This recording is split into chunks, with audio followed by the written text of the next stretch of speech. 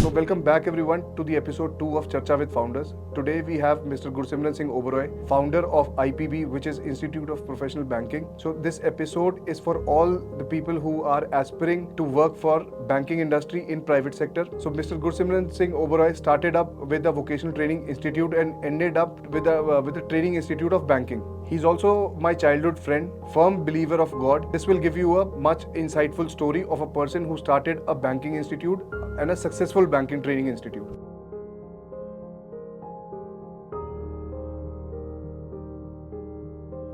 So sir, knowing you from last 12-15 years, I'm sure कि कुछ ups and downs life में रहे होंगे. तो क्या story है सर आपकी?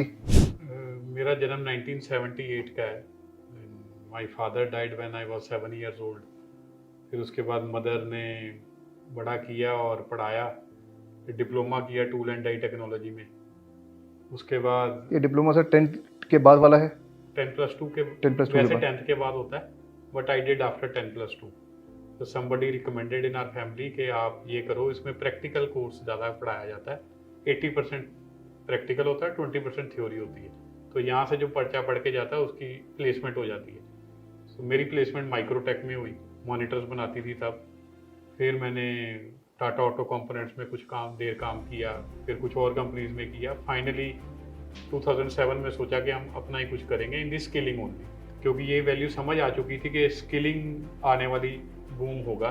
क्योंकि जो हमें थ्योरी में पढ़ाया जाता था या कॉलेजेस यूनिवर्सिटी में पढ़ाया जाता है, that is not in real life में, वो नहीं चलता. थ्योरी ज़्यादा है. थ्योरी ज़्यादा. सो क्योंकि हम कॉलेज में ज़्यादा प्रैक्टिकल पढ़ा था, तो ये क्लियर था कि हमें भी प्रैक्टिकल ही कुछ काम करना है या काम सिखाना है. So I thought of starting an institute we will train candidates for engineering companies. So सोचा ऑटोकैड, प्रोई, कैटिया ऐसे सॉफ्टवेयर सिखाएंगे और बच्चों को जॉब दिलाएंगे. बीटेक एमटेक वालों को पढ़ा के प्रैक्टिकल स्किल्स देंगे इंजीनियरिंग की. But my wife was from accounts finance industry, तो शी सेड के नहीं, एमकॉम के बाद भी बच्चों को बैलेंस शीट नहीं बनानी आती. सो हम ऐसा इंस्टीट्यूट शुरू करते हैं where we will train candidates for accounting jobs. So we started an accounting institute and धीरे धीरे we have a presence in North India. We opened more centers. Yes, it was always a roller coaster journey. कई ups आए, कोई downs आए, but ठीक है, challenges is a part of life. तो sir ये IPB का आइडिया कहाँ से आया? क्या प्रॉब्लम ये सॉल्व करता है? इंस्टीट्यूट ऑफ प्रोफेशनल बैंकिंग भी स्टार्टेड इन 2015. वहाँ हमें ये समझ में आया कि बैंकिंग को भी बहुत ऐसी बड़ी इंडस्ट्री, बैंकिंग इंडस्ट्री भी एक बहुत बड़ी इंडस्ट्री है जहाँ उनको स्किल्ड मैन पावर चाहिए. कॉलेजेस यूनिवर्सिटीज़ में भी बच्चा बीकॉम एमकॉम कर लेता है या MBA फाइनेंस भी कर लेता है, but they don't have the practical knowledge of banking. So हमें काफ़ी लोगों ने बोला कि ये भी एक raw area where you can train candidates for private sector banking industry है. सो हमने ये इंस्टीट्यूट ऑफ प्रोफेशनल बैंकिंग 2015 में स्टार्ट किया, where we train candidates for front end operational job in a bank. और सर एक्सेप्टेबिलिटी कैसे आई? क्योंकि अभी तक जो मैंने देखा है लाइफ में कि बच्चे बैंकिंग PO सरकारी बैंक की तरफ जाते हैं, उनका रुझान मतलब रूरल एरिया में रुझान जो है वो बैंकिंग PO की तरफ रहता है, SBI जो भी नेशनलाइज बैंक है. तो प्राइवेट बैंक में नौकरी लेने के लिए एजुकेशन लेनी पड़ेगी, इसकी एक्सेप्टेबिलिटी कैसे आई sir? Actually private sector banks के मेजर लाइसेंसेस 94-95 में स्टार्ट हो गए थे RBI ने देने. तो नए बैंक्स आ रहे थे, नए लोग जुड़ रहे थे उनके साथ, तो लोगों ने देखा कि धीरे धीरे इसमें भी ग्रोथ काफी है. So you can join a bank as a teller or customer service officer and you may retire as a general manager or maybe the executive director of the bank. तो लोगों को लगा कि यहाँ पे भी बहुत ज़्यादा स्केलेबिलिटी है, हम काफ़ी ग्रो कर सकते हैं. सेकेंडली गवर्नमेंट बैंक्स की अगर हम बात करें तो 1 लाख लोग अगर अप्लाई करते हैं तो 1000 वैकेंसीज होती हैं. So there is a huge difference के जितने लोग अप्लाई करें और जिनको जॉब मिले. बट प्राइवेट सेक्टर बैंकिंग में तो वो देखते हैं कि इनके कस्टमर स्किल्स कैसे हैं, बेसिक अंडरस्टैंडिंग, कॉमन सेंस कितनी का है बच्चे में, तो हायर कर लेते हैं. And there is a huge attraction to get a job in ICICI, HDFC, Axis bank बच्चों में है, बट उनको स्किल्स नहीं है कि वो इंटरव्यू कैसे क्रैक करें, और वहाँ पे जो काम करना है वो प्रैक्टिकली उनको आता नहीं है.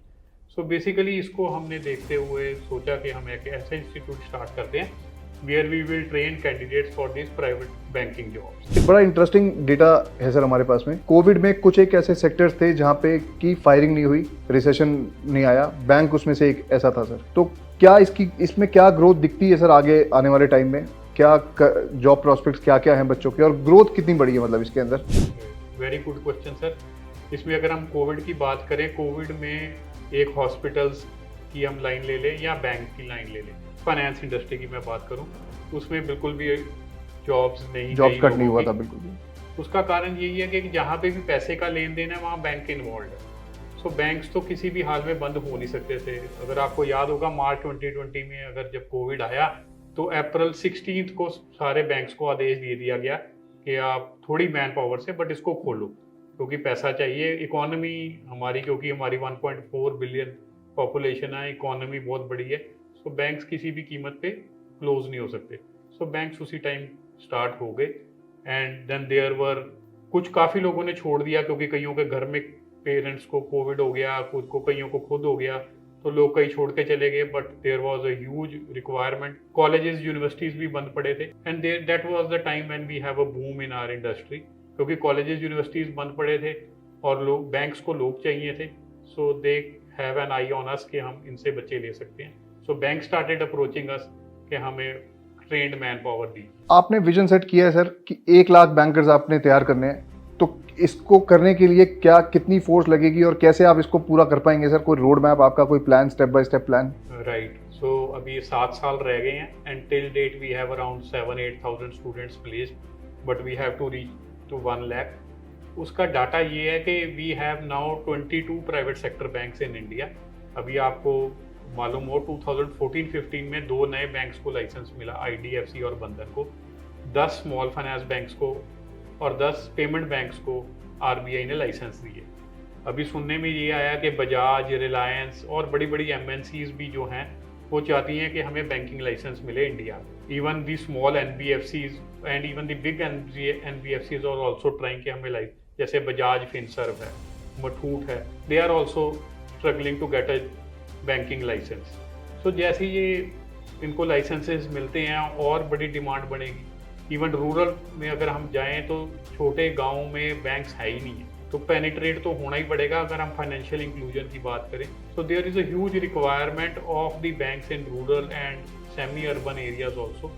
तो बैंक्स तो आएंगे और लोगों की रिक्वायरमेंट रहेगी and we are the only pioneer in this industry where we are training the candidates to get a job in a bank. So way forward we are sure कि हम 2030 से पहले ही 1 लाख बैंकर पूरे कर देंगे। सर हमने एक ही तरीके का बैंक देखा था आजकल की, बैंक तो बैंक जहाँ पे हम पैसा डालते हैं, जहाँ से हम पैसा निकालते हैं। तो अभी इसी सवाल से एक क्वेश्चन बिल्ड होता है कि ये small finance bank, Finserv bank और ये बैंक, ये 3 कैटेगरी क्या, इनमें क्या डिफरेंस है सर? तो यूनिवर्सल बैंक्स हैं जैसे ICICI, HDFC, ये कुछ भी कितने भी अमाउंट का लोन दे सकते हैं, कितने भी अमाउंट डिपॉजिट कर सकते हैं। बट जो SMEs को केटर करने के लिए, ये डॉक्टर मनमोहन सिंह का एक आइडिया था जब वो प्राइम मिनिस्टर थे, तो उन्होंने ये सोचा कि MSMEs को बढ़ावा कैसे दिया जाए, उनको लोन लेने में दिक्कत ना आए। So they started a concept for small finance banks, तो जिनको एक लिमिट दी गई कि आपने मैक्सिमम लोन जो है वो 25 लाख या 25 लाख से नीचे के करने हैं, so that the SMEs can grow up। और पेमेंट बैंक्स बेसिकली शुरू हुए जब ये वर्चुअल डिसरप्शन हुआ, ताकि कोई ऑफिस नहीं चाहिए, कोई कुछ नहीं चाहिए, और payment banks can work like this only, क्योंकि आने वाला वो चाहते हैं कि सारा कुछ ऑनलाइन हो, गवर्नमेंट चाहती है। तो बढ़ावा दे रहे हैं पेमेंट बैंक्स को और स्मॉल फाइनेंस बैंक्स को। सर मैं एजुकेशन कंपनीज के ना बहुत सारे फाउंडर से मिलता हूँ, उनके पास में कोई ना कोई स्टोरी जरूर होती है जो एक किसी एक लर्नर की होती है, जो बड़ी हार्ट टचिंग स्टोरी होती है। कोई बच्चा कहीं बहुत दूर से आया हो, कहीं कुछ प्रॉब्लम थी, तो कोई ऐसी हार्ट टचिंग स्टोरी सर जो आपने एक्सपीरियंस करी है कोई लर्नर से किसी भी ब्रांच में आपकी, तो आपको याद हो, अभी भी याद हो और हमेशा याद रहेगी? हमारे तो हर महीने ही 20, 25, 30 लोग यहाँ हेड ऑफिस में आते हैं लड्डू का डब्बा लेके के, कई बार उनके पेरेंट्स भी साथ में आते हैं, क्योंकि we are now at a position where we place around 150 students a month different banks in different part of India. तो अभी जो आप पूछ रहे हैं इनिशियली, या मैं अभी की बात करूं तो मेरे को याद है अभी कुछ दिन पहले ही एक लड़का आया था, ये रोपड़ के पास पंजाब में था, के पेरेंट्स भी साथ में आए। तो पेरेंट्स कहते कि वी आर हैप्पी कि आपने इनको, he is placed in Kotak Mahindra bank, कि आपने बैंक में लगवा दिया, नहीं तो ये बार बार ये बोलता था कि मेरे को तो कनाडा जाना है and we don't have that money कि हम इसको कनाडा भेज पाएँ। तो they were very literally crying, या आंखों में पानी आ गया कि जी हमारे बच्चे की जिंदगी बना दी। And yes, I remember one more story from South India, that lady was from Bangalore तो लेडी ने हमारे पास एडमिशन किया at the age when she was 25 years old, but she got married when she was 18 years old. तो उसके 2 बच्चे भी थे, तो जल्दी मैरिज कर दी पेरेंट्स ने, बच्चे भी हो गए, बट करियर नहीं बना पाई। So she did the course, now she is placed in Utkarsh small finance bank in southern part of India. तो हमारे तो हर रोज ऐसे ही लोग बच्चे आते हैं जो स्ट्रगलिंग होते हैं, कुछ करियर बनाना चाहते हैं। आप इस चीज को समझिए, हमारे पास वो बच्चा आता है जो ग्रेजुएशन के बाद 2-3 साल धक्के खा लिए और फिर उसको लगता है कि मेरे को एक स्टेबल करियर नहीं बन पा रहा, but here in a bank you can join as a customer service officer और आप जनरल मैनेजर तक रिटायर हो सकते हो। We have a lot success stories in our organization. So sir, Kunal Shah once in a interview said that women's का participation बहुत low है India में, women's क्योंकि workforce का part नहीं है हमारी कंट्री में। तो आप कैसे encourage करते हो सर कि workforce का part बने women, जो कि अभी बहुत कम, बहुत lower side पे participation है इनका? मेरे को नहीं मालूम कि कुणाल शाह जी ने ये स्टेटमेंट क्यों दी, क्योंकि हमारे पास तो जो फीमेल स्टाफ है डेट इज मोर देन 76%। और अगर आप मैं स्टूडेंट्स की भी बात करूं, we get equal ratio of girls and boys.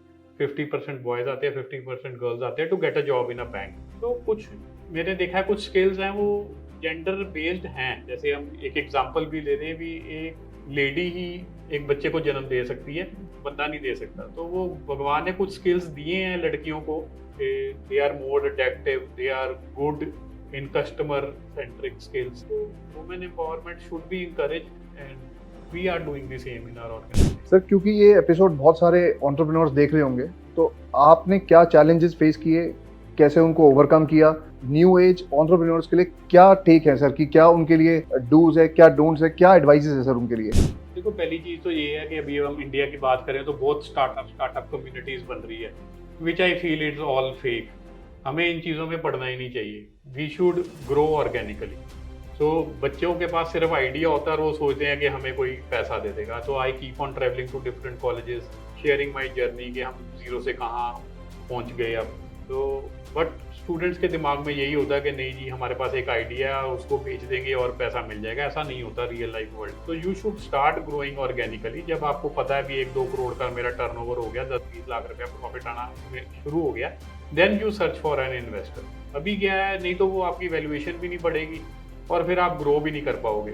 और मेरे को याद है जब मैंने इनिशियली बिजनेस शुरू किया, first 5 years was quite struggling and that was the time when I learned the most।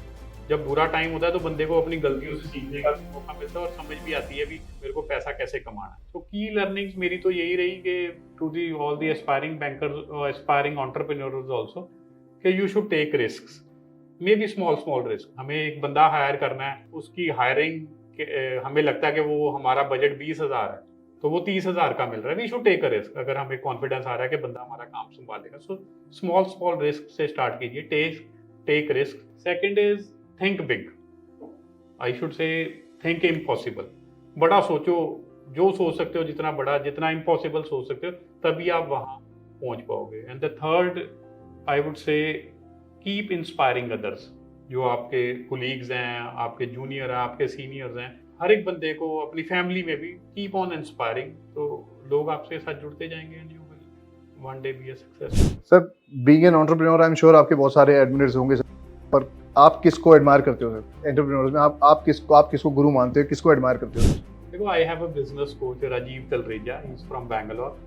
सो मैंने मेरे बिजनेस की ट्रांसफॉर्मेशन उसको मिलने के बाद ही आई।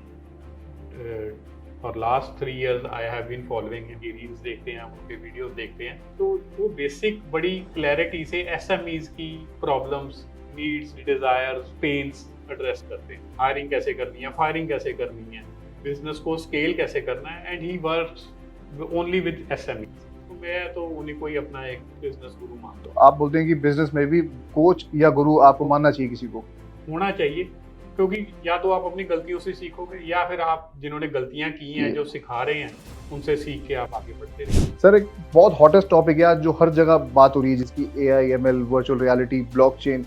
क्या इनका कुछ बैंकिंग इंडस्ट्री के अंदर भी कुछ ऐसा होना जाना है?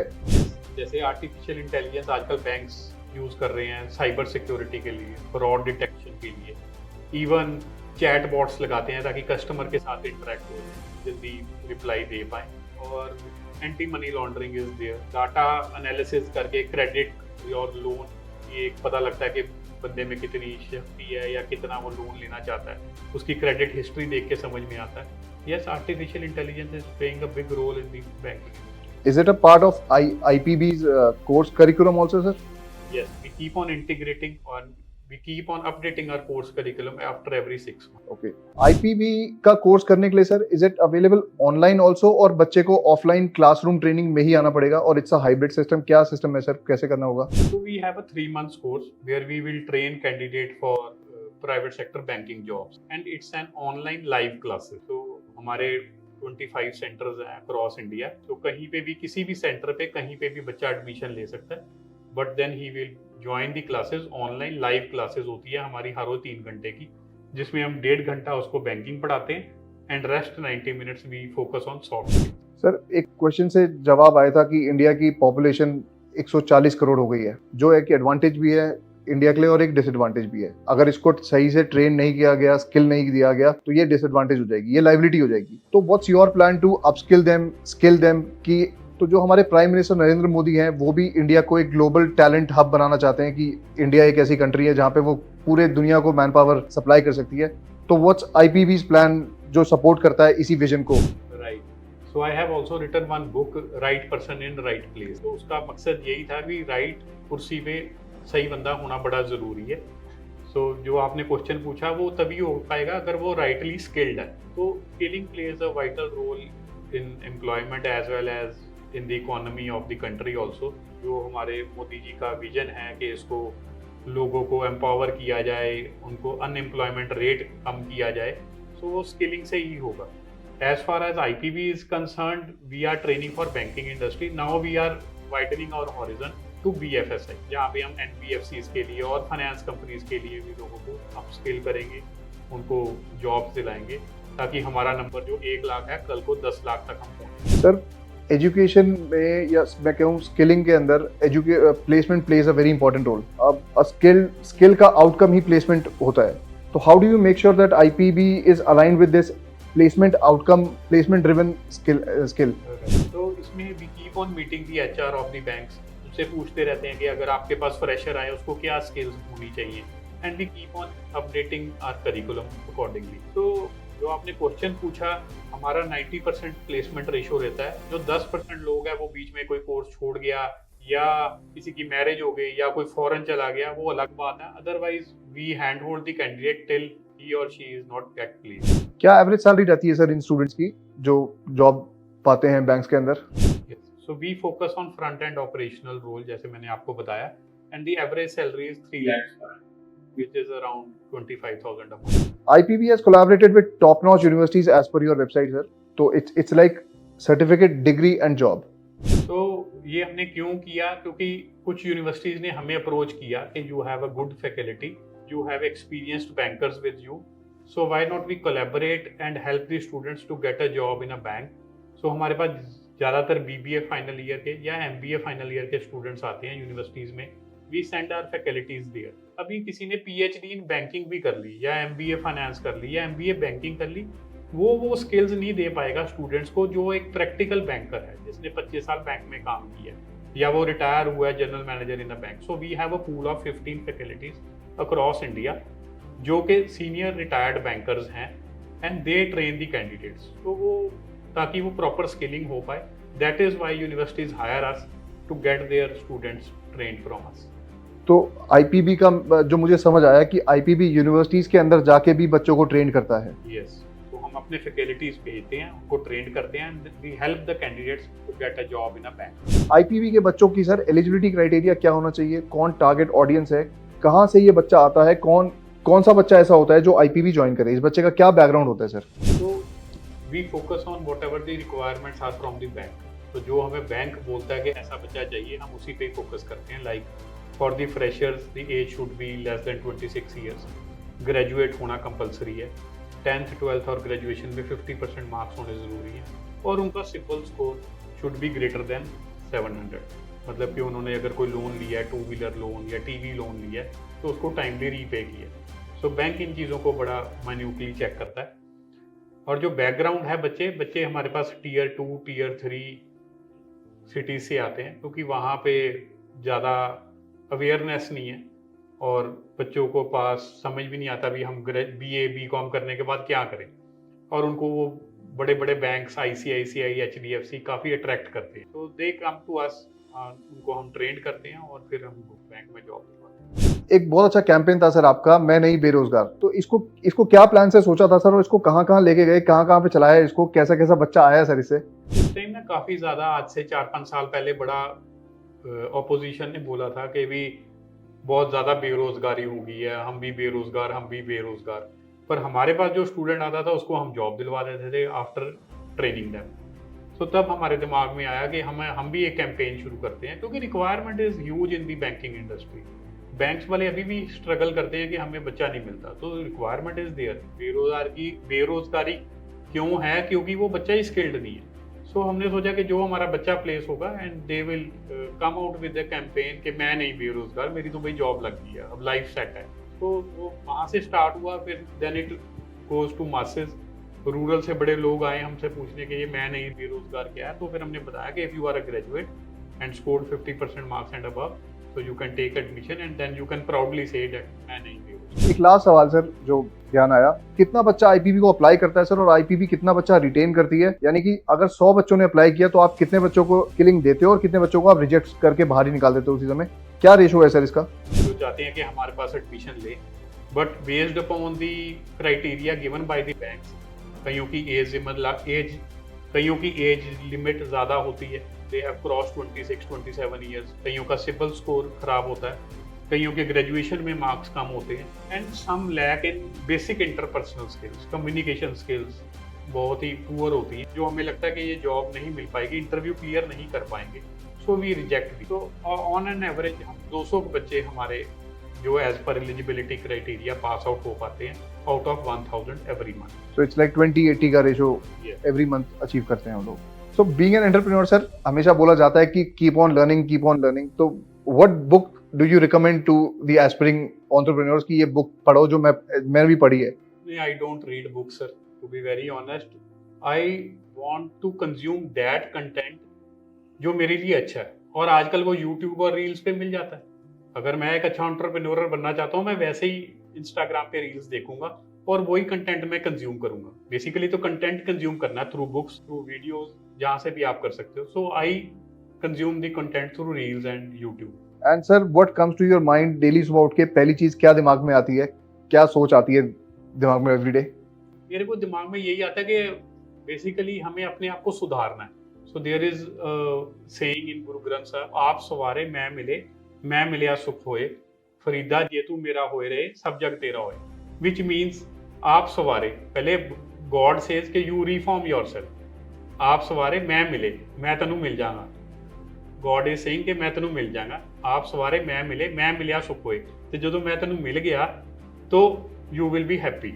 आप सवारे मैं मिलिया सुख होए, फरीदा जे तू मेरा होए रहे, सब जग तेरा होए। तो जे मैं तेनू मिल गया, गॉड आपके पास आ ही गए, तो और क्या चाहिए? वो तो सारा दुनिया ही आपकी मुट्ठी में है। So it starts from reform yourself, आप सवारे मैं मिले। तो बेसिकली भगवान भी यही कहते हैं कि अपने आप को सवारो in little things we start. जैसे कि when I come to office, तो पहले मैं आ जाता था, पर मेरे को लगा कि नहीं, I should have a smiling face, ताकि एक सारा स्टाफ देखे तो उसको भी खुशी से मिले। तो छोटी छोटी रिफॉर्मेशन ही आपको एक बड़ा आदमी बना देते हैं। 3 words that define Gursimran Singh Oberoi sir, 3 words.